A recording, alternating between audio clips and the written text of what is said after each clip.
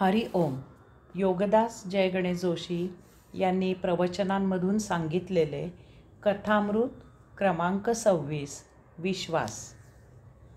अफलातून नगरीमध्ये 1 वर्ष दुष्काळ पडतो की काय अशी परिस्थिती निर्माण झाली. पावसाने दडी मारली.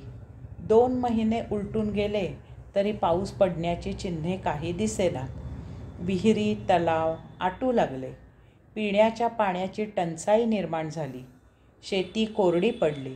धनधान्य उगवले नाही तर खायचे काय असा प्रश्न उत्पन्न झाला. सर्व लोक हवालदिल झाले. एकाने असा प्रस्ताव मांडला की निसर्ग काही आपल्या हातात नाही हे सत्य आहे, परंतु भक्तिभावाने पावसासाठी सांब सदाशिवाची पिंड पाण्याखाली कोंडूया. एकदा हा प्रयत्न करून पाहूया, यात नुकसान तर काही नाही. सर्वांनी याला होकार दिला. सोमवारी नगराबाहेरील महादेवाच्या देवळात जमून पिंड पाण्याने कोंडण्याचे एकमताने ठरले. सोमवारी अफलातून नगरीमधील सर्वजण महादेवाच्या देवळात जमले. सांब सदाशिव पाऊस दे, सांब सदाशिव पाऊस दे, सांब सदाशिव पाऊस दे असा गजर करत हा म्हणता महादेवाची पिंड पाण्याखाली गेली. मंडळी भजन पूजन करत सांब सदाशिव पाऊस दे अशी करुणा भाकत होती. 3 प्रहर झाले तरी पावसाचा काही पत्ता नव्हता. सर्वजण दमले. सर्वांनाच भुका लागल्या होत्या. तेव्हा सांब सदाशिव काही पावत नाही असे सार्वजनिक मत तयार करून मंडळी परतीच्या वाटेला लागली. वाटेत त्यांना बाळू भेटला.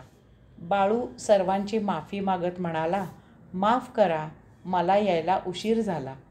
गेल्या पावसाळ्यात छत्री माळ्यावर टाकली होती.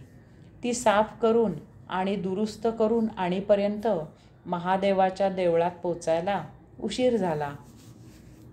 त्याच्या न येण्यापेक्षा पाऊस नसताना त्याने छत्रीही तयारी केली होती याची सर्वांनी यथेच्छ टर उडवली. बाळू म्हणाला की आता जाऊन मी महादेवाची माफी मागतो आणि माझे 4 तांबे पाणी पिंडीवर अर्पण करून येतो.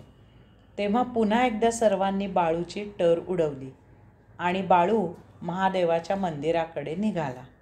महादेवाच्या मंदिरात गेल्यावर तो पिंडीवर पाणी घालताना मनोभावे म्हणाला, देवा, पिंड झाकली की तू नक्की पाऊस देणार. मग परत जाताना भिजायला नको म्हणून मी छत्रीची सोय करूनच आलो.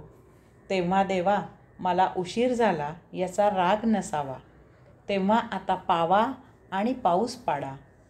काय आश्चर्य! आकाश भरून आले. क्षणार्धात धो पाऊस सुरू झाला. महादेवावर दृढ विश्वास असल्यामुळे बाळू छत्री घेऊनच आला होता. त्याचा दुर्दम्य विश्वास महादेवाला पावला. हरि ओम.